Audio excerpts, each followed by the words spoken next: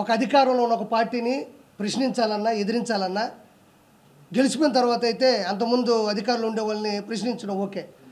ఏమీ లేనప్పుడు కూడా నేను ఏమాత్రం భయపడకుండా జగన్మోహన్ రెడ్డి అవినీతి అరాచకాల్ని దౌర్జన్యాల్ని గ్రూపు రాజకీయాల్ని గురించి కూడా తిరుమల గురించి కూడా నేను ఏమాత్రం భయపడకుండా నాకు ప్రాణాపాయ స్థితి ఉన్నా నాకు థ్రెట్ ఉన్నా కూడా నేను ఏమాత్రం తగ్గలేదని మీ అందరికీ తెలుసు. కాబట్టి నేను ఏది మాట్లాడదలుచుకున్నా నీతి నిజాయితీగా మాట్లాడతాను తప్ప ఏదో స్వలాభం కోసమో సొంతంగా ఏదో దాంట్లో నేను లాగాలనో మాత్రం కాదు. నేను ఎప్పుడూ రాజకీయాల్లో లేను. వన్స్ జగన్మోహన్ రెడ్డి ప్రభుత్వాన్ని గమనించిన తర్వాత నాలాంటి ఒక వ్యక్తి కూడా మాట్లాడకపోతే ఎలాగా అని ధైర్యం చేసి మాట్లాడాను. సో ఈరోజు టీడీపీ కూటమి 164 సీట్లు వచ్చినందుకు ఈరోజు ఆంధ్రప్రదేశ్ మొత్తం గర్వంగా చెప్పుకుంటుంది, గర్వంగా అనుకుంటుంది, కూడా గర్వపడుతుంది. సో ఈరోజు ముఖ్యంగా నేను చెప్పే ఫస్ట్ పాయింట్ ఏంటంటే ఈరోజు అర్హత ఉన్న అర్హులైన ప్రతి ఒక్కరికి 7,000 రూపాయలు పెన్షన్ డబ్బులు వాళ్ళ చేతికి ఇవ్వడం జరిగింది. ఈరోజు ఎంపీలు కానీ క్యాబినెట్ మినిస్టర్లు కానీ ఎమ్మెల్యేలు శాసనసభ్యులు కానీ అందరూ కూడా ప్రజల్లోకి వెళ్ళి చైతన్యపరుస్తూ వాళ్ళ ఆనందాన్ని ఇస్తూ వాళ్ళకి భరోసానిస్తూ 7,000 రూపాయలు పెన్షన్ కొడాలి నాని కానీ పేరు నాని కానీ మా నెల్లూరుడు అనిల్ కుమార్ యాదవ్ కానీ గెలవగానే 1వ తారీఖు కూడా రాలా, గెలవగానే మీరు అది ఇవ్వండి చూద్దాం అన్నారు. ఈరోజు చెప్పిన మాట ప్రకారం 7,000 రూపాయలు పింఛన్ని వాళ్ళ ఇంటికి పంపించడం జరిగింది. 4,000 ప్లస్ 3,000 7,000 కూడా ఈరోజు ఇవ్వడం జరిగింది. మీరు కావాలంటే చెక్ చేసుకోవచ్చు. ప్రతి చోట కూడా ఈరోజు టీడీపీ కూటమి చెప్పిన మాటను నిలబెట్టుకుంది. కాబట్టి నాకు ఇంకా చాలా సంతోషంగా ఉంది ఆ పార్టీ తరపున నిలబడినందుకు. కాబట్టి ఇంకోటి ఏంటంటే రానున్నటువంటి రోజుల్లో కూడా ఏదైతే మేనిఫెస్టో ఉందో వాటిల్లో కూడా 100%కి 100% కూడా నెరవేర్చబోతున్నారు. పేద ప్రజలు, బడుగు బలహీన మైనారిటీ ప్రజలు కూడా వాళ్ళు సమాజంలో తలెత్తుకొని తిరిగేటట్లుగా కూడా టీడీపీ ప్రభుత్వం చేకూరుస్తుంది. ముఖ్యంగా నేను చెప్పేది ఏంటంటే నేను ఫస్ట్ నుంచి చెప్పేది, నేను చెప్పిన తర్వాత కూడా చాలామంది మాట్లాడినారు. తిరుమల తిరుపతి దేవస్థానం టీటీడీలో పైన తిరుమల కొండ మీద అవినీతి జరుగుతుంది, అక్కడ దౌర్జన్యం జరుగుతుంది అని నేను ఫస్ట్ నుంచి చెప్తానే ఉన్నా. అందులో ఒక మచ్చు తునక మనం తీసుకున్నట్లయితే ఇలా చూడండి. ఇది నగరి శాసనసభ్యురాలు పర్యాటక శాఖ మంత్రిగా కూడా చేసినటువంటి ఆర్కే రోజా. ఈవిడిది ఒకసారి మనం గమనించినట్లయితే చూడండి, Shrimati R K Roja member of legislative అసెంబ్లీలో ఈవిడ 2021 తారీఖున 20 మందికి విఐపి బ్రేక్ దర్శనాలు ఇచ్చింది. 20 మందికి విఐపి బ్రేక్ దర్శనాలు ఇచ్చింది. కావాలంటే ఒకసారి నేను ప్రింట్ తీసుకున్నా, అంటే అధికారికంగా రిలీజ్ చేసిన దాన్ని కొండ మీద నుంచి వచ్చిన ఒక పేపర్ని నేను ప్రింట్ తీసుకున్నా. మీరు మామూలుగా గూగుల్లోకి వెళ్ళి సెర్చ్ చేసినా కూడా ఇది దొరుకుతుంది. 20 మందికి M Srinivas Chakravarthi, K Ashok Goud, N Rammohan, R Laxman Perumal, ఈయన చెన్నై అనుకుంటా. మార్నింగ్ విఐపి బ్రేక్ దర్శనం on 1/12/2021 following by below names and family members. కింద ఆవిడ సంతకం పెట్టినటువంటి ఈ పేపరు. ఇంకొకటి ఏంటంటేనండి, పెద్దిరెడ్డి రామచంద్రారెడ్డి, ఈయన ఏకంగా తిరుమల తిరుపతి దేవస్థానంలో విఐపి బ్రేక్ దర్శనాల్ని 58 మందిని పంపించాడు ఒకటే రోజు. 58 మందిని ఒకే రోజు విఐపి బ్రేక్ దర్శనాన్ని పంపించినాడు. చూసుకోండి ఒకసారి. కావాలంటే ఈ డేటు కూడా చెప్తా. 2024 2వ నెల 12వ తారీఖు doctor P Ramachandra Reddy MA PhD.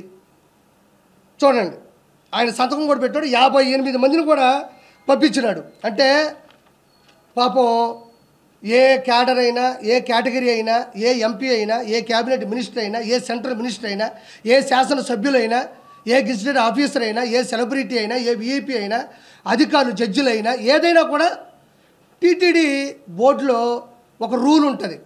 ఎంతమందిని పంపించవచ్చు అనేది ఒక శాసనమో, ఒక ఫార్ములానో, ఒక ఫండమెంటల్ థియరీ ఉంటుంది. వీళ్ళు అడ్డదిడ్డంగా సంబంధం లేకుండా 151 సీట్లు వచ్చిన అధికార గర్వంతో, అహంకారంతో అధికార దుర్వినియోగంతో 58 మందిని పెద్దిరెడ్డి రామచంద్రారెడ్డి 20 మందిని రోజా అంటే ఒక్క రోజులో అతను 58 మందిని ఈవిడ 20 మందిని పంపించిందంటే 151 శాసనసభ్యులు 22 మంది ఎంపీలు ఇంకా సెంట్రల్ మినిస్టర్లు క్యాబినెట్ మినిస్టర్లు అంటే ఇద్దరే ఇంతమందిని పంపిస్తే ఒక రోజులో 365 ఇంటూ 5 సంవత్సరాల్లో ఈ ఎంపీలు సెంట్రల్ మినిస్టర్లు క్యాబినెట్ మినిస్టర్లు శాసనసభ్యులు వీళ్ళందరూ కలిసి వాళ్ళు ఒక్కొక్క లెటర్ హెడ్ మీద ఎంతమందిని పంపించుంటారని నేను అడుగుతా ఉండా. ఒక రోజులో 20 వీపీ బ్రేక్ దేశాలు పంపిస్తే ఒక పెద్దిరెడ్డి రామచంద్రారెడ్డి 58 మందిని పంపిస్తే ఒక్క రోజులో అలా 365 ఇంటూ 5 ఉన్న ఈ 100 రోజుల్లో ఒక్కొక్కరు శాసనసభ్యులు వీళ్ళందరూ ఎంతమందిని పంపించారో ఒకసారి ఆలోచించండి. ఇదంతా ఎందుకు చెప్తున్నానంటే పోయినారు, దేవుని దర్శించుకున్నారు, అయిపోయింది. కానీ ముఖ్యంగా గమనించాల్సింది ఏంటంటే ఇక్కడ సామాన్య భక్తులు తిరుపతి నుంచి తిరుమల కొండకి నడుచుకుంటూ వస్తారు. సర్వదర్శనం అని ఉంటుంది. క్యూ లైన్లోకి వెళ్ళిపోతారు. అక్కడి నుంచి కంపార్ట్మెంట్లోకి వెళ్తారు. ఆ నుంచి దర్శనానికి వెళ్తారు. ఆ తర్వాత బయటకు వచ్చి లడ్డు తీసుకుంటారు. అది అందరూ తెలిసిందే. కానీ కొన్ని లక్షల మంది కోట్ల మంది కింద నుంచి నడుచుకొచ్చే సామాన్య భక్తులు, డబ్బులు లేని వాళ్ళు, నిజమైన దైవభక్తి కలిగిన వాళ్ళు, మాకెలా వీఐపీ దర్శనాలు వద్దు, మేము డైరెక్ట్గా దేవుణ్ణే చూడాలనుకుంటున్నాం, అది కదా నిజమైన భక్తి అనుకునే వాళ్ళు కూడా పైనుంచి అదే కింద నుంచి పైకి వచ్చి క్యూ లైన్లోకి వెళ్తారు. ఈ క్యూ లైన్లోకి వస్తారు, కంపార్ట్మెంట్లోకి వెళ్తారు, దర్శనానికి వెళ్తారు. ఇక్కడ ప్రాబ్లం ఏంటంటే వీఐపీ బ్రేక్ దర్శనం ఇవ్వడం వల్ల ఎక్కడికక్కడ క్యూ లైన్ ఆగిపోద్ది. వీళ్ళు పోతారు, వీళ్ళ హారతలు, వీళ్ళ పట్టింపులు, ఇంకా దగ్గరకు తీసుకెళ్ళడం, దేవుడితో మాట్లాడతామని చెప్పడం. దేవుడేం మాట్లాడడం అది వేరే విషయం. నీతి నిజాయితీ భక్తి శ్రద్ధ ఉంటే దేవుడు మనకు ఆశీస్సులు ఇస్తాడు. అధికారం అహంకారం రౌడీయిజం మంది మార్బలం అక్రమ ఆస్తులు ఉంటే జగనన్న ప్రసన్నమవుతాడు, జగనన్న కనబడతాడు, జగనన్న దర్శనం ఇస్తాడు. వెంకటేశ్వర స్వామి కాదు. భక్తి శ్రద్ధతో వెళ్తే వెంకటేశ్వర స్వామి మంచిగా ఆశీస్సులు ఇస్తాడు. ఈ విధంగా అధికార దుర్వినియోగం వెళ్తే ఆకారం ఉంటుంది తప్ప ఆశీస్సులు ఉండవు. ఈ విధంగా కొన్ని వందల మందిని వీపీ బ్రేక్ దేశానికి వెళ్ళి సామాన్య ప్రజలందరూ కూడా క్యూ లైన్లో ఆగిపోయినారు. వాళ్ళు కదలాలి కదా, ఇక్కడ క్యూ లైన్ కదలాలా, క్యూలోకి వెళ్తే కంపార్ట్మెంట్లోకి వెళ్తే దర్శనం కదలాలా, దర్శనం కదిలితే లడ్డు తీసుకోవాలా, లడ్డు తీసుకుంటే కిందకి రావాలా. వీటి వల్ల ఎంత ట్రాఫిక్ జామ్ క్యూ లైన్లో జరుగుతుంటుందో ఒకసారి ఆలోచించండి. ఎంతమంది, ఇంకో మాట చెప్తున్నా, మీరు చర్లపల్లిలో జైలు చూస్తుంటారు, చెంచులగూడలో జైలు చూస్తుంటారు, నెల్లూరులో చూస్తుంటారు, రాజమండ్రిలో చూస్తుంటారు, అండమాన్ నికోబార్లో చూస్తుంటారు. కానీ 2019 నుంచి 2024లో తిరుమల కొండ మీద జైలును చూశారా? ప్రజలు భక్తులు చూశారు. క్యూ లైన్ కూడా లోపల బానిచ్చేసి డోర్లు వేసేసి ఏమాత్రం మంచినీటి సదుపాయం లేకుండా చేయడం, ఏమాత్రం అన్నప్రసాదం పొంగల్ కావచ్చు, లేకపోతే సాంబార్ అన్నం కావచ్చు లేకుండా చేయడం, ఏమాత్రం మజ్జిగ లేకుండా చేయడం. అంటే ఇక లోపలికి వెళ్తారు, పిల్ల జల్లా ఉంటారు, ముసలోళ్ళు ఉంటారు, థైరాయిడ్ పేషెంట్లు ఉంటారు, షుగర్ ఉంటుంది, బీపీ ఉంటుంది, కొంతమందికి ఆస్మా ఉంటుంది, కలుదిరి పడిపోతూ ఉంటాయి. లోపల పోతే కనీసం ఫ్యాన్లు కూడా తిరగనీయకుండా చేశారు. ఇలా లోపలికి వెళ్ళిన వాళ్ళని జైల్లో ఉన్న ట్రీట్మెంట్ కాదా ఇది? తిరుమల తిరుపతి కొండ మీద వెంకటేశ్వర ఆశీస్సుల కోసం వచ్చిన వాళ్ళకి జైలు జీవితాన్ని కొన్ని కోట్ల మంది ఈ 5 సంవత్సరాల కాలంలో అనుభవించారు. చాలామంది చెప్తున్నారు, యూట్యూబ్లో మీరే చూడండి, నేను చెప్పడం కాదు, ఇది నా స్వార్థం కాదు. మీరు తొంగి చూస్తే లోపల ఫ్యాన్లు లేవు, తినడానికి తిండి లేదు, బయటికి రావడానికి దారి లేదు. అంటే ఇదేంటి జైలు జీవితం అంట. జైలు ఎంతకన్నా బాగా బతుకుతారు. ఇది అధికారికంగా చెప్పినటువంటి లోకేష్ బాబు గారి మాట ఇది. అంటే మనం ఎలక్ట్రానిక్ మీడియా ఉంటుంది, మన పేపర్లో వేసిన యూట్యూబ్లో వేసిన మాటే, అది మందే అవుతుంది అఫీషియల్. 6 లక్షల మంది విద్యార్థుల జీవితాలలో వెలుగులు. వైకాపా ప్రభుత్వ హయాంలో విద్యా దీవెన వసతి దీవెనకు 3,450 కోట్ల బకాయిలు పెట్టిన వైసీపీ ప్రభుత్వం. బకాయిలు ఉండడంతో విద్యార్థుల సర్టిఫికేట్లు రాకపోతున్న ఇబ్బందులను తొలగించేలా విద్యాసంస్థల యాజమాన్యాలను సర్టిఫికేట్లు ఇవ్వాలని ఆదేశించిన మంత్రి నారా లోకేష్. ఇది సంసారబద్ధమైనటువంటి గవర్నమెంటు. అంటే వచ్చే రాగానే పాపం ఎన్ని ఇబ్బందులు ఉన్నా కూడా ప్రవేశపెట్టారు. ఇంకోటి విద్యార్థులకు తీపి కదురు. ఇదేనమ్మా, ఇంకేమైనా ఉందా? మెగా డిఎస్సి మీద కూడా సంతకాలు పెట్టారు. ఇంకోటి కూడా నవ్వుకుంటారు అందరూ. మంచి ముందు ఆంధ్రప్రదేశ్కి వచ్చింది, మంచి ముందు వచ్చింది పాపం. అంటే ఒక ఆవిడ అనింది, నిజంగా జరిగింది నెల్లూరులో, నా బట్ట వల్ల నా భర్త చచ్చిపోయాడు అనింది. వాస్తవం చెప్తున్నా, నా బట్ట వల్ల నా భర్త చచ్చిపోయాడు అనింది. బట్ట అనేది ఎవరో మీరే తీసుకోండి, నాకు అనవసరం. అది వెంకటేశ్వర సాక్షిగా చెప్తున్నా, ఇది జరిగింది. ఆ వెంకటేశ్వర స్వామితో పెట్టుకున్నాడు, అతను పోయాడు. ఇప్పుడు నేను పెట్టుకుంటే నేను పోతానుగా, నేనేం భయపడను. నా బట్ట వల్ల నా భర్త పోయాడు, నా పసుపు కుంకుమలు రాలిపోయాడు. ఏంటంటే ఏందయ్యా ముందు. ఇప్పుడు మా వాళ్ళు కష్టపడతారు, 500-700 సంపాదించుకుంటారు. ఆటో పనిచేసే ఆటో, టిప్పర్ దగ్గరికి వెళ్ళి టిప్పరు, ఎవరైనా కష్టపడతారయ్యా. వద్దన్నా వాళ్ళు తాగుతారు. తాగేదేదో మంచి ముందు తాగితే పాపం తిని కడుపు నిండా కాసేపు పరిస్థితి అరసరి పడుకుంటారు. ఈయన బట్ట వచ్చాడయ్యా, అసలు మొత్తం కిడ్నీలు, ఆ లివర్లు మొత్తం అంతా చెడిపోయి వాళ్ళంతా పిచ్చెక్కిపోయి వాళ్ళకి అర్థం కాని రీతిలో ప్రవర్తించాడు. నాకు ఈ చిన్న వయసులో నా భర్త చచ్చిపోయాడు నా బట్ట వల్ల. నేను ఈరోజు భగవంతుడి దయ వల్ల మంచి ముందు, అంటే ప్రతి కల్చర్లో ఇది ఒక భాగం. జగన్మోహన్ రెడ్డి లాగా నేను సంపూర్ణ మద్యపాన నిషేధం చేస్తా అని చెప్పి అందరికీ ఎడ్డిమడ్డి మందు పోసే పాపం వాళ్ళని నాశనం చేయలే. చెప్పినారు, మంచి ముందు తీసుకొస్తున్నారు. ఈరోజు బ్రహ్మాండంగా కింగ్ఫిషర్ బీర్ వచ్చింది, రాయల్ ఛాలెంజ్ వచ్చింది, మంచిగా బ్రాండ్లు వచ్చినాయి దేవుడి దయ వల్ల. అంటే మరి దేవుడి దగ్గరికి వెళ్ళకుండా దేవుడి దయ వల్ల మంచి బ్రాండ్లు వచ్చినాయి. కాబట్టి ప్రక్షాళన మొదలైంది. మంచి విధి విధానాలు కూడా అక్కడ మొదలైపోయినాయి. మర్చిపోయినా మా రవి అన్న మంచి, థ్యాంక్ యూ సో మచ్. ఈరోజు రెండు విషయాలు చెప్తాను అన్నయ్య. 2 విషయాలు గొప్ప ఏంటంటే, జగన్మోహన్ రెడ్డికి కడుపు నిండా అన్నం తిన్నా ఒప్పదు, జగన్మోహన్ రెడ్డికి మంచి ఇల్లు ఉన్నా ఒప్పదు. ఎందుకంటే టిట్కో ఇల్లు 2,62,000 టిట్కో ఇళ్ళను పూర్తి చేసి టీడీపీ గవర్నమెంట్ హయాంలో చేసి ఇస్తే, ఆ మనిషి లక్షల ఇళ్ళని ఒక్క రూపాయి కూడా మళ్ళీ ఖర్చు పెట్టకుండా ఉన్న వాటిని రంగులు 300 కోట్ల రూపాయలని ప్రభుత్వ కార్యాలయాలకి, ఇలా టిట్కో ఇళ్ళకి 300 కోట్ల రూపాయలు పార్టీ జెండా రంగునేసి వాటి అలా వదిలేశాడు. కానీ ఒక్క టిట్కో ఇళ్ళను కూడా ఎక్కడ ఇస్తే టీడీపీ గవర్నమెంట్కి, చంద్రబాబు నాయుడుకి మంచి పేరు వస్తుందని భయపడి ఓర్వలేక, ఓర్చుకోలేక, స్టాలిన్ని చూసి నేర్చుకోలేక ఆ మనిషి అధికార దుర్వినియోగం, అహంకారంతో అన్ని ఇళ్ళను వదిలేసి నేను వెళ్ళాను నెల్లూరుకి. చూస్తే మీకు నమ్మరన్నా, కళ్ళల్లో నీళ్ళు తిరిగిపోయినాయి. 500 రూపాయలు పెట్టి కొన్ని 100 మంది పేదవాళ్ళు ఇచ్చుంటే ఆ ఇళ్లలో కండోమ్ ప్యాకెట్లు, ఆ ఇళ్లలో బీరు బాటిళ్ళు, ఆ ఇళ్లలో కత్తులు, కటార్లు, పాములు, జర్రులు. అంటే వైఎస్ఆర్సీపీకి దౌర్జన్యానికి, రౌడీజాలకి అడ్డాలుగా వాడుకున్నారు తప్ప టిట్కో ఇళ్ళని ఒక్కరికి కూడా ఇచ్చిన పాపం లేదు. అక్కడ ఎన్ని కిడ్నాపులు జరిగాయో, ఎంతమందిని చంపేశారో, ఎవరిని కొట్టారో అనేది ఒక్కటి కూడా చెయ్యకపోగా అక్కడ గోళ్ళన్నీ మళ్ళీ పగిలిపోయినాయి, అక్కడుండే గ్లాసులన్నీ మొత్తం పగిలిపోయినాయి, అవి కూడా పోయినాయి. రెండో పాయింట్, అన్న రవీణ చెప్పినట్టు అన్నా క్యాంటీన్లు కొన్ని వందల క్యాంటీన్ని పట్టణాభివృద్ధిలో, పట్టణంలో పెడితే, కొన్ని వందల క్యాంటీన్ని పట్టణాల్లో పెడితే వాటిని ఉన్న పొలంగా, అంటే పేదవాడు 5 రూపాయలకి మంచి భోజనం, టిఫిను, రాత్రి అన్నం. చంద్రబాబు నాయుడు గారిది ఏంటంటే అన్నం బాగుండాలా, తిన్నంత పెట్టండి, ప్లేట్ మిల్చేయాలి, తిన్నంత ఉండాలా, సరిపోవాలా, శుచి శుభ్రత ఉండాలా, మన ఇళ్ళలో ఎడతింటాం అట్టే పెట్టాలా, పొగలు కక్కుతా ఉండాలా.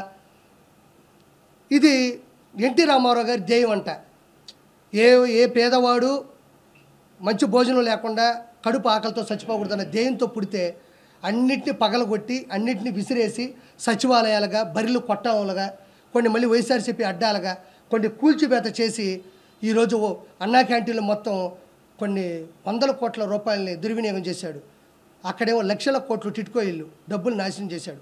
ఇప్పుడు మళ్ళీ చెప్పిన వెంటనే చిత్తూరులో మన జగన్మోహన్ నాయుడు, జగన్ అంటే ఆ జగన్ కాదయ్యా, ఇతను మంచోడే, నా స్నేహితుడే, జగన్మోహన్ నాయుడు అని చిత్తూరు ఎమ్మెల్యేగా గెలిచాడు భారీ మెజార్టీతో, విజయానందరెడ్డి మీద, గంజాయి మీద గెలిచాడు, గంజాయి విజయానందరెడ్డి మీద. అతను ఓపెన్ చేశాడు, మంచి భోజనం, మంచి టిఫిన్ పెడుతున్నాడు. నారాయణ గారు కూడా ఇప్పుడు ఒకటి ఓపెన్ చేస్తారు. ఈ విధంగా 300 నుంచి 400 వరకు, నా దేశం వరకు అన్ని పట్టణాల్లో కూడా, అన్ని టౌన్లో కూడా మొత్తానికి రెడీ అవుతున్నాయి. మొత్తానికి ప్రక్షాళన జరిగింది, మొత్తానికి మంచి గవర్నమెంట్ వచ్చింది. నేను వీళ్ళందరూ కూడా కోరుకునేది అంటే, ఆ వెంకటేశ్వర సాక్షిగా చంద్రబాబు నాయుడు గారు కానీ, లోకేష్ బాబు గారు కానీ, వీళ్ళందరూ కూడా ఏ మాత్రం ఇగో లేకుండా, ఏ మాత్రం కల్తీ లేకుండా, ఏ మాత్రం బూతులు లేకుండా వీళ్ళందరూ చాలా స్వచ్ఛందంగా చాలా స్వేచ్ఛగా రాజకీయం చేస్తున్నారు. కాబట్టి రానున్న రోజుల్లో యువతకు కానీ వృద్ధులకు కానీ చిన్నపిల్లలకు కానీ పెళ్లి చేసుకున్న అందరికి కూడా మంచి సదుపాయాలు ఉంటాయి. ఆ వెంకన్న సాక్షిగా ఈ ఆంధ్ర రాష్ట్రం మంచి అభివృద్ధిలో కల మనస్ఫూర్తి కోరుకుంటున్నాను. మీరు మీ సపోర్టు నాకు ఇప్పటి నుంచి కాదు ఎప్పటి నుంచో ఉంది. ఎప్పుడూ నా అంశాన్ని జనాలు తీసుకెళ్ళడంలో ఏ ఒక్కరితో నాకు తెలియదు, కానీ నాకు ఏ రోజు మీడియా సపోర్ట్ తగ్గదు. నా పాయింట్లు చాలా ఇంట్రెస్ట్గా వింటారు. కాబట్టి ఇది విషయం జనాలకు తెలియాలని కోరుకుంటున్నాను. రోజా గారి పరిస్థితి మంచి క్వశ్చన్ అడిగాం. రోజా గారు 3,000 కోట్ల రూపాయలు సంపాదించుకొని చెన్నైలో ఒక మంచి ఇల్లు కట్టుకుంది. బీచ్లో అలలు వచ్చి కాళ్ళకు తగులుతుంటాయంట. బాగా ఇంత తాగి ఇంత ఊదుమొహం వేసుకొని సంపాదించిన డబ్బుల్ని వెనకబెట్టుకొని బతుకుతూ ఉండాలి. ఖచ్చితంగా ఒకటైతే వాస్తవం చెప్తా ఉండా, వాళ్ళు రానున్న 5 సంవత్సరాల్లో కూడా మన ప్రభుత్వం అని చెప్పేసి అరాచకాల్ని కప్పెట్టుకోవాలి, దౌర్జాల్ని కప్పెట్టుకోవాలి. అలానే వదిలేసినారు వాళ్ళు. వచ్చేది మనమే 151 పోతే ఒక 20 పోతాయి, లేకపోతే ఒక 30 పోతాయి, లేకపోతే ఒక 50 పోతాయి. 100 వస్తే చాలు రాగానే దౌర్జన్యం చేసి ఆ 75 కూడా లాగేసుకొని 170 చేసేద్దాం అనుకున్నారు. కానీ వాళ్ళు ఊహించాలి వెంకటేశ్వర స్వామి ఇస్తాంతాడని. వెంకటేశ్వర స్వామి కూడా పొత్తు పెట్టుకున్నాడు, ఇవిడికి తెలియదు.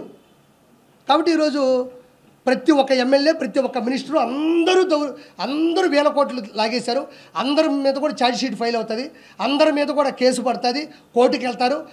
రెడ్ బుక్ అన్నారు. రెడ్ బుక్ అంటే ఏంటంటే ఎవరైతే తప్పు చేశారో వాళ్ళని లా ప్రకారం రూల్ ప్రకారం సాక్ష్యాల ప్రకారం వాళ్ళని పట్టుకుంటారని ఉద్దేశం. ఏదేదో పెద్ద చెయ్యక్కర్లే.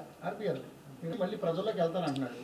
సో మళ్ళీ మీరు అంతకుముందు చంద్రబాబు నాయుడు అడ్డుకున్నట్టుగా ప్రభుత్వం అడ్డుకునే ప్రయత్నం చేస్తారు. అసలు పోతాడా? యాడి నుంచి యాడిపోతాడు? టిట్కో ఇల్లు ఇవ్వకుండా నువ్వు నేను మంచి చేస్తానని చెప్పగలడా? అన్నా క్యాంటీన్లన్నీ రద్దు చేసి అన్నా క్యాంటీన్లు పక్కన కొట్టి నీకు అన్నం పెట్టాడని చెప్పగలడా? రోడ్లు సరిగ్గా ఇవ్వకుండా నీకు నేను ఆటోలు ఇచ్చాను, 10,000 రూపాయలు డబ్బులు ఇచ్చాను చెప్పగలడా? ఏ పక్క నుంచి నీకు నేను మంచి చేశానని చెప్పగలడు? ఒక మాట, చిన్న మాట ఇది. ప్రతిసారి జగన్మోహన్ రెడ్డి నేను మీకు మంచి చేస్తుంటే ఓటేయండి అన్నాడు. మంచి చేయలేదు కాబట్టి ఓటేయలే, ఓడిపోయాడు. ఇంకా దానికి no more questions, no more answers. నేను మీ కుటుంబాల్లో మంచి చేస్తుంటే ఓటేయండి అన్నాడు, ఓటేయలే, ఎందుకంటే మంచి చేయలే. రెండో పాయింట్, నీ బిడ్డ 99% అన్నీ కంప్లీట్ చేశాడు అన్నాడు. నేను ఈరోజు మాట చెప్తున్నా, 99% అన్నాడు, మిగతాది 1% ఉంది కదా. ఆ 1% ఏమనుకుంటున్నారు? ఏమన్నా సంపూర్ణ మద్యపాన నిషేధం అన్నావు, మరి చేయలేదంటే అదే 1% అంటాడు, అదే 1% అంటాడు. టిట్కో ఇల్లు ఇస్తా అన్నావు అంటే అదే 1% అంటాడు. తర్వాత వచ్చేసి పోలవరం ప్రాజెక్టు ఫ్రీజ్ చేస్తా అన్నావు కదా, అదేదన్నట్టే నేను చెప్పాను కదా 1% చేయలేదు, అదే 1% అంటాడు. ఏదైతే మేనిఫెస్టో పెట్టి ఏదైతే మెయిన్గా చేయలేదో అవన్నీ ఆ 1% వదిలేడు చూసారా, ఆ 1%లో దోసేస్తాడు. అంటే ఒరిజినల్ చెప్పాల్సింది ఏంటంటే చేసింది 1%, చెయ్యనివి 99%. బిడ్డ బటన్ నొక్కితే నేరుగా అన్నాడు. ఈ జనసేన కార్యకర్తలు, బీజేపీ మద్దతుదారులు, టీడీపీ ఓటర్లందరూ కూడా బట్టను నొక్కితే నేరుగా పోయి సైకిల్ మీద పడి బెల్ల కొట్టుకొచ్చింది.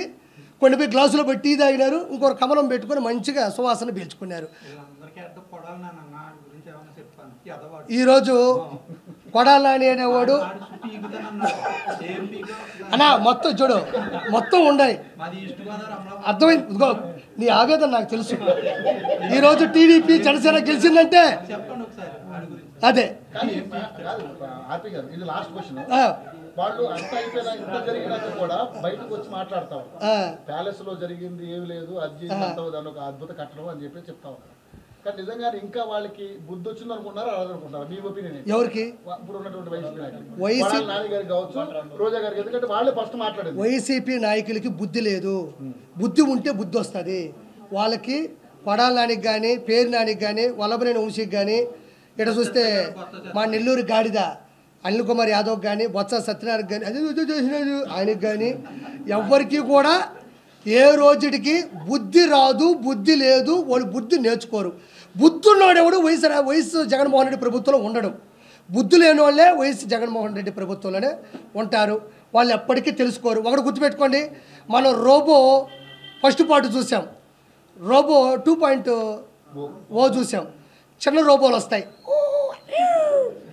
అంటే కదా అని, అదేనా 2.0. ఆ చిన్న రోబోలే ఈ పేరు నాని, కొడాల నాని, వల్లభనేని వంశీ, మిథున్ రెడ్డి, వైవి సుబ్బారెడ్డి, బొమ్మన కరుణాకర్ రెడ్డి, అనిల్ కుమార్ యాదవ్, ఇక్కడ చూస్తే విడుదల రజని, వీళ్ళందరూ ద్వారపూడి చంద్రశేఖర్, రోజా, వీళ్ళందరూ ఎవరంటే రోబో.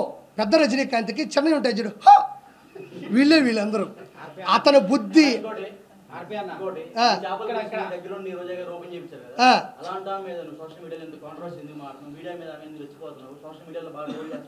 మంచి మాట అడిగావు. నేను చెప్దాం అనుకున్నా, మర్చిపోయావు, నువ్వు గుర్తు చేసావు, నీకు ధన్యవాదాలు. సరే ఒక మాట చెప్తా, చెప్తా వస్తున్నా. ఇక్కడ చాలా రేట్లు ఉన్నారు. ఒక పాయింట్ అన్నా వాడు చెప్తా, గుర్తుపెట్టుకోండి. సైలెన్స్ అన్న, ఒక పాయింట్ చెప్తున్నా. ఆర్కే రోజాని నేను రోజమ్మ అన్న సందర్భాలు ఉన్నాయి, రోజా మేడం అన్నాను. నేను చాలా సందర్భాల్లో పొగిడాను. ఎక్కడి వరకు జడ్జిమెంట్ నుంచి, మా షోకాడి నుంచి ఆవిడ ఉన్నటువంటి సింప్లిసిటీ వరకే నేను బతికిన పరిధిలో నాకు అవసరం. నేను మనసు నా రాష్ట్రాన్ని సర్వనాశనం చేస్తున్నారు, అందులో రోజా కూడా ఒక భాగం అయిపోయింది అని నేను తెలిసినప్పుడు, నేను రాజకీయాల్లోకి వచ్చినప్పుడు, రాజకీయాల్లోకి వస్తే అటాక్ చేయాలి, తిట్టాలనే పద్ధతి కాదు. ఆవిడ తప్పు చేసింది కాబట్టి చిన్న ఆర్టిస్టులు, చిన్న చితక ఆర్టిస్టులు. నేను ఈరోజు ఒక మాట చెప్తా ఉండా, ఈరోజు ఆవిడ జడ్జిమెంట్కి వచ్చి డబ్బులు తీసుకుంది, టీమ్ లీడర్గా నేను డబ్బులు తీసుకుని, ఆవిడ పని ఆవిడ చేసింది, నా పని నేను చేశాను. ఎక్కడే వాడు స్వచ్ఛందంగా వచ్చే అయ్యో ఆర్పీ వచ్చాడు స్కిట్ చేస్తున్నాను, నేను పొగడాలా, వాడిని నేను నిలబెట్టాలని ఎవడు రారు. నేనేమో రోజా గారు వచ్చారు, ఆవిడ జడ్జిగా నిలబడాలని నేనేమో ఊరికే స్కిట్లు చేయలే. ఎవరు డబ్బులు వాళ్ళు తీసుకున్నా, ప్రొడ్యూసర్ కూడా సంపాదించుకున్నాడు. ఎవడి పని వాడిది, ఆడితే ఒక వ్యాపారం. వాళ్ళు డబ్బులు పెట్టుకొని ఎవరైతే ఛానల్స్ పెట్టుకున్నారో, ఛానల్స్ తీసుకున్నారో వాళ్ళు ఆనందంలో వాళ్ళు డబ్బులు పెట్టారు, వాళ్ళు బతికారు. నేను ఎవరైనా వాడు చెప్తున్నా, ఈరోజు చిరంజీవి గారు మంత్రి అయిన తర్వాత చీర పెట్టి, కడుపు నిండా అన్నం పెట్టి, ఆ రోజంతా ఆవిడని సంతోషపెట్టి, సంతోషం అమ్మా, ఒక ఆడపిల్ల ఉండి, ఒక హీరోయిన్ ఉండి, నా కొలీగ్ ఉండి, నువ్వు ఈరోజు మంత్రి పదవి వచ్చిందని పైన ఆయన చీర పెట్టి, కడుపున అన్నం పెట్టి, సరదాగా ఇంట్లో కాస్త కూర్చోబెట్టి పంపించిన పక్క రోజే ఈ రోజా పవన్ కళ్యాణ్ పట్టుకొని తిట్టలేదా? పవన్ కళ్యాణ్ గారిని ఆవిడికి సిగ్గు లేదా? అలాంటప్పుడు చిరంజీవి గారిని పట్టుకొని తిట్టలేదా? నాగబాబు గారిని పట్టుకొని తిట్టలేదా? ఏ రోజు తిట్టలేదా? అదే రోజా, ఆర్కే రోజా చిరంజీవి గారితో ఎన్ని సినిమాలు హీరోయిన్గా చేయలేదు? ఎన్నిసార్లు వాళ్ళు కలిసి భోంచేస్తుంటారు, ఎన్నిసార్లు వాళ్ళు సీన్లు డైలాగులు ఇద్దరు కలిసి మాట్లాడుకొని ఉంటారు, ఎన్నిసార్లు ఒకరినొకరు ప్రోత్సహించుకొని ఉంటారు. బాలయ్యబాబు గారిని పెట్టుకుని ఎన్ని తిట్లు తిట్టలేదు, బాలయ్యబాబు గారు ఎన్ని సినిమాలు చేయలేదు? ఒకసారి వికీపీడియా కొట్టి చూడండి. వాళ్ళు ఏ పాపం చేశాను తిట్టా, నువ్వన్నా పాపం చేసావు, ఏ పుణ్యము చేయలే. 3,000 కోట్ల రూపాయలు నగిరి ప్రజల మీద సంపాదించావు కాబట్టి నేను ప్రశ్నించా. నీకు దమ్ముంటే నన్ను ప్రశ్నించు, ఎవరిని తిట్టకూడదు. నేను ఒకటే మాట చెప్తున్నా, నువ్వు జడ్జి చేసినంత మాత్రానో, నువ్వు నాకు దగ్గరైనంత మాత్రానో నువ్వు రోడ్లకి పోతే ప్రశ్నించకూడదా? నువ్వు జడ్జి అయినంత మాత్రానో, నాకు దగ్గరైనంత మాత్రానో గంజాయి అమ్ముతుంటే ప్రశ్నించకూడదా? నువ్వు జడ్జిమెంట్ ఇచ్చినంత మాత్రానో, నాకు దగ్గరైనంత మాత్రానో నువ్వు బూతులు నాయకుల్ని తిడతా ఉంటే నేను ప్రశ్నించకూడదా? నువ్వు జడ్జి అయినంత మాత్రానో, నాకు దగ్గరైనంత మాత్రానో నగిరి అభివృద్ధిని పూర్తిగా సున్నా చేస్తే నేను ప్రశ్నించకూడదా? నాకు దగ్గరైనంత మాత్రాన నువ్వు ఏది చేస్తున్నా సరే ఏ రోజు జీవితంలో ఆ రోజు కలిసి భోంచేసాం కదా, ఆ తర్వాత జరిగే యదవ పనులకి ఈ ఒక్కరోజు తలుచుకుంటే రాష్ట్రాలు కాదు రాజధానులు కూలిపోతాయి. ఒక విషయం చెప్తాయండి, దాడి జరిగితే నా మొహం మీద ఒక దెబ్బ అన్నా కొడతారు, దెబ్బలు ఏమైనా ఉన్నాయో చూసుకున్నాను. అయినా వాడు చెప్తే గుర్తుపెట్టుకోండి, అది జరిగినా నేను దాన్ని ఎలా రికవరీ చేయాలో తెలుసు, నేను ప్రెస్ మీట్ పెట్టుకొని మాట్లాడతాను తెలుసు, చేసిన తప్పు నిలదీయగలను. నా చేపల పులుసు మీద పడితే నా మీద పడ్డట్టే. నా చేపల పులుసు అంటే నా దగ్గర తీసుకున్న వాళ్ళు కావచ్చు, నేను ఇచ్చిన వాళ్ళు కావచ్చు, నాయి కావచ్చు. నేను అంత ఈజీగా ఇన్నోసెంట్ నేను కాదు. నేను జగన్మోహన్ రెడ్డినే నేను ఎలక్షన్స్ ముందే ప్రశ్నించినవాడిని. నేను ఎవరైనా నా దాని మీద దాడి జరిగితే నేను ఎక్కువ పెడతా. ఇప్పుడు విజయవాడలో నేను పెడతాను, ఎవరిని ఆపని చెప్పి చూద్దాం. విజయవాడలో నాకు తెలిసిన ఒక ఫ్రాంచైజీ ఓనర్ తీసుకున్నాడు, నేను కూడా అందులో భాగంగా ఈరోజు విజయవాడలో పెడుతున్నా, కొత్త రాజధానిలో పెడుతున్నా. ఎవడు చాపుతాడు ఆపని చెప్పి చూద్దాం. నేను ఆడే ఉంటా, ఆ రోజు ఏ దాడి చేస్తారో చేయమని చెప్పు. నేను ఆడే ఉంటా, గుమ్మడికాయ నేనే కొడతా, నేనే వడ్డిస్తా, నేనే కూర వండుతా, ఎవరు దాడి చేస్తారో చేయమని చెప్పు. నేను ఆ రోజు కూడా ఆ ముందు రోజు ప్రెస్ మీట్ పెడతా. విజయవాడలో నేను పెట్టే నెల్లూరు పెద్ద చేపల పులుసు మీద ఎవరు దాడి చేస్తారో చూద్దాం రమ్మనం. ఏమంత ఈజీ? ఇది ప్రజాస్వామ్యం, ఇది ప్రజల కొరకు, ప్రజల చేత రాసినట్టు రాజ్యాంగంలో ఉన్న ప్రజలు మనం ఇష్ట ప్రకారం వచ్చి దాడులు చేస్తుంటే లా ఎట్టబోయింది, పోలీస్ డిపార్ట్మెంట్ ఎట్టబోతుంది, సెక్షన్లు ఎట్టబోతాయి, ప్రజలు ఎట్టబోతారు, మీడియా ఎట్టబోతుంది, ఆడిపోతాయి, సీసీ కెమెరాలు ఎట్టబోతాయి. అంత ఈజీ అనుకున్నారు. ఒక దాడి చేయాలంటే అంత ఈజీగా ఉండదు. దేని మీద దాడి చేసినా అది నా మీద చేసినట్టే, అంత ఈజీగా నేను వదిలిపెట్టను. నాకు ఇప్పుడు నీకు కూడా గుర్తుపెట్టుకో, ఇప్పుడు ఒక మెస్సకు పోయినావు, అన్నం తిన్నావు, ఏమమ్మా పచ్చడి లేదు అన్నాడు, ఆడంటే ఇంకా నా మెస్సకు రావద్దు అన్నాడు. మెస్స రావద్దు, నువ్వు మెస్సకు పోతా, ఏమయ్యా 150 రూపాయలు డబ్బులు తీసుకున్నావు, మెస్సలో భోజనం పెట్టావు, సాంబార్ బాగాలేదు, పచ్చడి బాగాలేదు, ఒక హితువు చెప్పావు, అంత మాత్రం నువ్వు నా మెస్సకు రావద్దు అన్నాడు. నీ మెస్సకు రాను, ఇంకో మెస్స పెడతా, లేదా మా ఇంట్లో తింటా, లేదా నేను వండుకుంటా, లేదా పెరుగు పెట్టు, లేదా స్విగ్గీ జొమాటో పెట్టుకుంటా. అంత మాత్రం అల్లు అర్జున్ గారి సినిమాలో మాత్రమే చెయ్యాలని ఎవరు రాసి పెట్టుందా? మీరు అడిగారు, నేను ఆయన నిందించట్లే, క్వశ్చన్ దానికి నేను తప్పించుకోకూడదు, నేను తప్పించుకోవాల్సిన అవసరం లేదు కాబట్టి అది వదిలేసి ఇప్పుడు అది వద్దు నేను అలా. సినిమా ఇండస్ట్రీ చిత్తూరు నాగయ్య గారి టైంలో నుంచి చిరంజీవి గారి టైం వరకు వచ్చింది. కెమెరామ్యాన్లు విఎస్ఆర్ స్వామి గారి దగ్గర నుంచి, చోటా గారి దగ్గర నుంచి ఈ రోజు వరకు వచ్చింది. కమెడియన్లు, 24 crafts, film chamber, producer council, junior artist సంఘం, ఏమన్నా కెమెరా సంఘం, కెమెరా ఆర్టిస్టులు, కెమెరామెన్, ఇవన్నీ పెద్ద పెద్ద క్రాఫ్ట్స్. అవి ఎవ్వరు ఏ దాన్ని అణిచివేయలేరు. నాకు ఆ రోజు జరిగి తప్పు అనిపించిందా నేను చెప్పా, ఈరోజు నిలబడ్డాను అంతే. నేను ఆ విషయం నేను వెనక్కి తగ్గను. ఇప్పుడు మీరు అడగకపోతే నేను చెప్పేవాడు కాదు, ఎప్పటికైనా కట్టుబడి ఉంటా. నీకు దమ్ము ఉంటే నేను బతుకున్నంత కాలం నువ్వు నన్ను రోజు ప్రశ్నిస్తూ ఉండు. నేను కట్టుబడి ఉంటా, నేను కట్టుబడి ఉంటా, నేను కట్టుబడి ఉంటా. పోతామండి, ఏ రోజు బావు. షుగర్ వస్తే పోవట్లేదా, థైరాయిడ్ వస్తే పోవట్లేదా, అంతు పట్టిన జబ్బు వస్తే పోవట్లేదా, ఎదిరించి పోదాం, ప్రశ్నించి పోదాం, ఎదుటి క్వశ్చన్ చేసి పోదాం, ఏముంది దాంట్లో? నాకేం ఇబ్బంది, తీసుకోకపోతేనే ఇబ్బంది, నాకు ఏ రోజు ఇబ్బంది అనిపించదమ్మా. ఏమంటే ఈరోజు జబర్దస్త్లో కానీ, ఈరోజు ఉన్న 175 మంది శాసనసభ్యులు కానీ, 25 మంది క్యాబినెట్ 25 మంది ఎంపీలు కానీ, క్యాబినెట్ మినిస్టర్లు కానీ, వాళ్ళు కూడా నాలాగే ఒక అమ్మ అబ్బకి పుట్టి వచ్చిన వాళ్ళే. వాళ్ళు కూడా వాళ్ళ సంఘర్షణ స్థితి, వాళ్ళు ఉద్యమం కావచ్చు, వాళ్ళ డిగ్రీ కాలేజీల్లో వాళ్ళు లీడర్లు అయి ఉండొచ్చు, తర్వాత ఏదో ఒక ఉద్యమం మీద వాళ్ళు తిరుగుబాటు చేసి ఉండొచ్చు, ఆ తర్వాత కాలంలో రాజకీయాల్లోకి వచ్చి ఉండొచ్చు, నిలబడి ఉండొచ్చు. అది ఎవరికి వ్యతిరేకం కాదు, ఎవరికి వ్యత్యాసం లేదు. నాకు అనిపించింది, నా బాడీలో అవుతుంది, నేను ప్రశ్నిద్దాం అనుకున్నా ప్రశ్నించానంతే. ఒకసారి ముందుకెళ్ళిన తర్వాత క్షమాపణ చెప్పే పరిస్థితి ఏ రోజు నేను తెచ్చుకోను. క్షమాపణ చెప్పే విధంగా నేను తప్పు చేయను. నా జీవితంలో నేను ఎవరికి క్షమాపణ చెప్పను.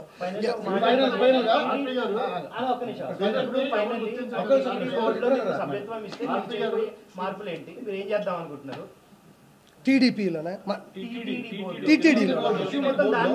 సార్, టీటీడీ పోస్టులకి నేను అర్హుని ఉన్నోడినే. నాకు అర్హత ఉందా, లేకపోతే మనం ఏదో 10 మైకులు పెట్టుకొని మాట్లాడేంత మాత్రం అర్హత అని నేను అనుకోను. మనకి ఒక సామాన్యుడిగా ఈ రోజుకి ఇదిగో నేనే కండువా తెచ్చుకున్నా, నేను వేసుకున్నా, నేను మాట్లాడుతూ ఉన్నా, నేను స్వచ్ఛందంగా చేస్తున్నా. నేను మామూలుగా వెళ్ళానన్న, నేను వెళ్ళిన పద్ధతి కరెక్ట్ కాదు, ఆ పాయింట్ కూడా కరెక్ట్ కాదు. నేను వెళ్ళి కలిసే పద్ధతి అమ్మా.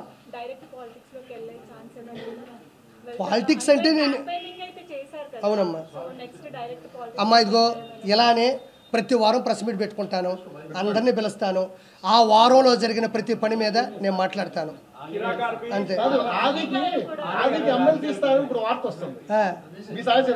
ఏమో నాకేం చెప్పలేదు, నిన్న కూడా కలిసా. ఎందుకంటే పవన్ కళ్యాణ్ జనసేన నుంచి బాగా గట్టిగా ఫైట్ చేశాడు. అవును చేశాడు. ఆదికి ఎమ్మెల్సీ ఇచ్చే అవకాశం ఉందని చెప్పేసి వార్తలు చూసాం. అది ఓకేనా? జరిగే అవకాశం వస్తే చాలా మంచిది, ఎందుకంటే పాపం చాలా సంవత్సరాల నుంచి కష్టపడ్డాడు. అలాంటి వాళ్ళకి వస్తే ఆలియా ఆది అని వెళ్ళింది, ఆలీ గారితో నాకు సంబంధం లేదు. ఆది అయ్యా ఆలీ గారు ఆయన వెళ్ళిపోయారండి, ఆలీ గారు వెళ్ళిపోయారు. ఓసారి గారి గురించి వదిలేండి, నేను అన్నాను, నేను మాట్లాడాను అతను అనే. అవును ఎవరు ఖచ్చితంగా పెడతా.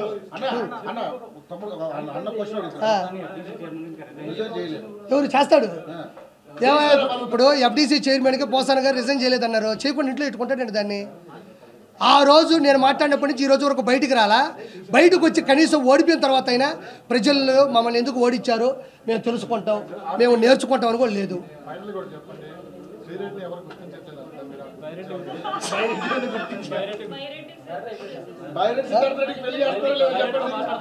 అమ్మా బైరెడ్డి, ఇప్పుడు శ్రీరెడ్డిని ఎవరు గుర్తించట్లేదు అంటున్నారు, మంచి పాయింట్.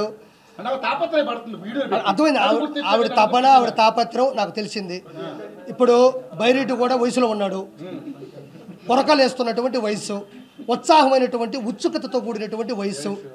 కాబట్టి నువ్వు ఎలాగో వన్ సైడ్ లవ్ కాబట్టి ఒకసారి ప్రపోజ్ చేయి, వెళ్ళు బైరెడ్డి సిద్ధార్థ రెడ్డి దగ్గరికి వెళ్ళు. బయటకు వచ్చేస్తే పట్టేసుకున్నారు కదా, పట్టేసుకున్నారు భయం కదా. అతను కూడా పట్టేసుకుంటారు. అతనికి ఏముంది ఇప్పుడు, ఇద్దరు కలిసి అంటే ఇద్దరు కలిసి ఒకరినొకరు అర్థం చేసుకోవడమే నిజమైనటువంటి పరమార్థం. ఇప్పుడు వైఎస్ఆర్సీపీ వెళ్ళి బైరెడ్డిని పిలిపించుకొని ఇద్దరు మాట్లాడుకొని ఏమ్మా ఏంది పరిస్థితి ఏంది అనుకుంటే వాళ్ళ ఇష్టాలు వాళ్ళవి.